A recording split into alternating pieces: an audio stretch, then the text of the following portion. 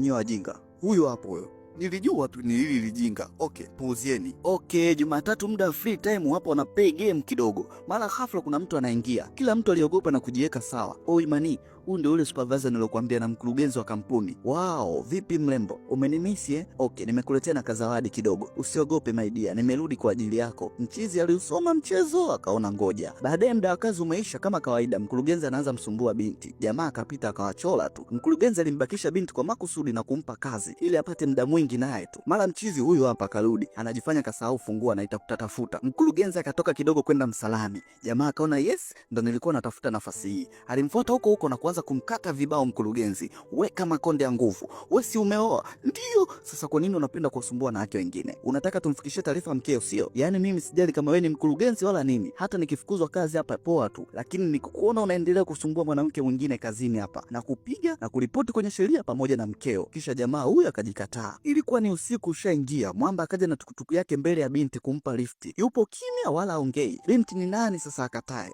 Akatoa location ya anapoenda. Basi mchizi akaanza safari, macho mbele, aongei na mtu, kimya, akamfikisha mpaka nyumbani kwa binti anapoishi. Kisha huyo akutaka hata asante. Aisee, hii kitu limwazisha sana binti usiku mzima. Msela alimfuata mzee wake na kumshukuru sana. Anataka ahame kampuni. Kuna ofa amepata mji mwingine ya kampuni kubwa kabisa na mshahara mnono na mzuri. Taarifa zilienea mpaka kazini kwake. Sindo naye alizisikia kwa watu wakijadili. Kiukweli Sindo hakuwa sawa kwa namna fulani. Nafsi ilikuwa inamsuta sana. Msela alifanya video meeting na wafanyakazi wake. Kila mtu alimtakia kila laheri na wanatamani asiondoke. Yaani washamzoea, wameishi naye vizuri sana, watammesi sana yani. Ila alimuomba jambo moja, aje ofisini siku ya mwisho kuwaaga pamoja na mtoto wake wamuone. Muone akaona haina shida, akamwandaa mwanae vizuri kabisa, moja kwa moja mpaka ofisini kwa machizi wake. Michezo ya hapa na pale ilikuwa ni furaha tu. Kipindi stories zinaendelea, dogo akatoroka kwenda kuzurura, akakimbilia mpaka kwenye lifti ambako alikuwepo Sindo. Aisee, ni mtu na mama yake huyo, ila mtoto amjui mama. Sindo alishangaa tu, katoto kanani aka, mbona kazuri. Baadaye akiwa ofisini, dogo alikuja.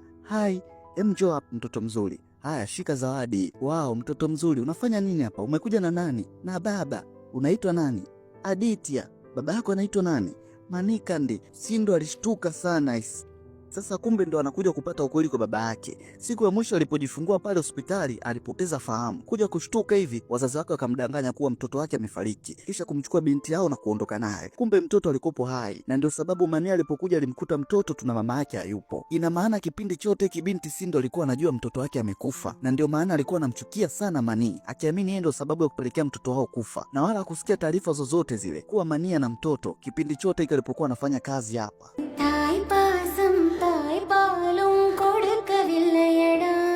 Aite, binti alilia sana, tena sana na sana, ilimuuma mno. Baadaye alikuja mpaka mbele ya Mani katikati ya kundi la watu. Nguvu wana kabisa.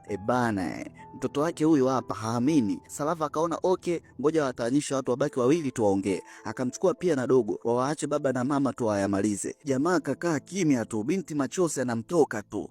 Mwacha drama zako hapa, unajilizaliza. Hivyo ni mama gani sijawahi iona duniani? Unajifungua na kumkimbia mwanao? Sawa, tuligombana. Haya, kiumbe cha Mungu kilikukosea nini? Hujui mateso niliyopitia kwa kulea mtoto peke yangu. Naweza kusamehe kiumbe chochote kile duniani, hata sisimizi, ila sio wewe. Hapana, walinidanganya, waliniambia mtoto amekufa. Jamaa anastuka. Aisee, binti alikuwa akilia huko anamuomba msamaha.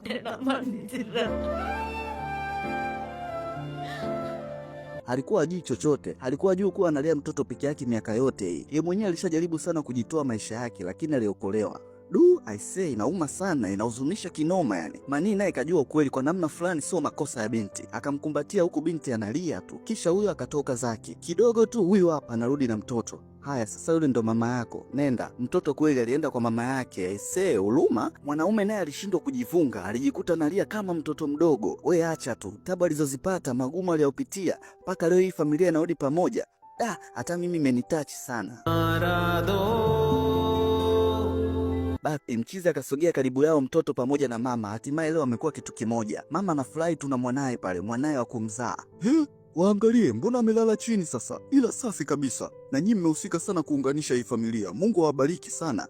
Na mimi natakiwa mniongezee mshahara sasa. Basi ilikuwa ni furaha tu. Yes, Na huu ndo ukawa mwisho mtamu kabisa wa filamu inayoitwa Dada, ambayo imeletwa kwako na storyteller wako hapa Chandi Dola, au siku hizi kitao ananiita Chandi Kapoor, mzee wa Ghost hard vocal. Shout out kwa Yuzo Mwamba, Steel Gang 661. Bana, usisahau kulike, share kwa marafiki, weka comment yako hapo chini. Pia usisahau kusubscribe kisha bonyeza alama kengele, kujiunga ndani ya familia ya EY Movie na uwe wa kwanza kupata likepu zetu. Tukutane kigongo kijacho. Bye bye.